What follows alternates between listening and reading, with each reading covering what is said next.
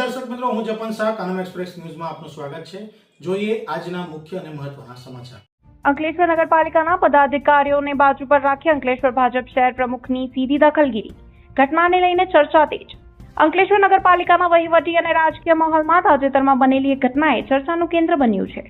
શાકભાજી માર્કેટ વિસ્તારમાં થયેલા ડિમોલિશન કાર્યવાહી દરમિયાન અરજદારો, સ્થાનિક આગેવાનો અને નગરપાલિકા તંત્ર વચ્ચે થયેલી ચર્ચાના દ્રશ્યો સામે આવ્યા બાદ અનેક સવાલ ઉભા થાય છે।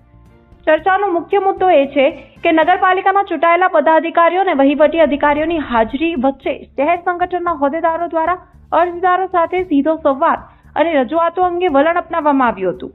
આ ઘટનાને લઈને સ્થાનિક સ્તરે વિવિધ પ્રકારની ચર્ચાઓ ચાલી રહી છે। સ્થાનિક નાગરિકોનું માનવું છે કે જાહેર પ્રશ્નો, અરજીઓ અને રજૂઆતોનો નિકાલ નક્કી કરેલા વહીવટી પ્રક્રિયા અને કાયદાકીય માળખા મુજબ થવો જોઈએ।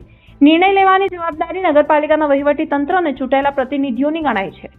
આ દરમિયાન કેટલાક લોકો દ્વારા એવો સવાલ પણ ઉઠાવવામાં આવી રહ્યો છે કે જો કોઈ રાજકીય પક્ષના હોદ્દેદારો અરજદારો સાથે સીધી રીતે ચર્ચા કરી શકે અથવા નિર્ણય પ્રક્રિયામાં સક્રિય ભૂમિકા ભજવે તો તે વહીવટી પારદર્શિતા અને જવાબદારી અંગે અનેક પ્રશ્નો ઊભા કરી શકે છે।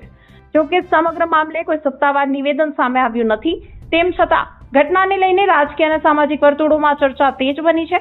હવે નગરપાલિકાના જવાબદાર પદાધિકારીઓ અથવા સંબંધિત પક્ષ તરફથી કોઈ સ્પષ્ટતા કરવામાં આવે છે કે નહીં તેના પર સૌની નજર છે। રિપોર્ટર રવિ સૈયદ, અંકલેશ્વર।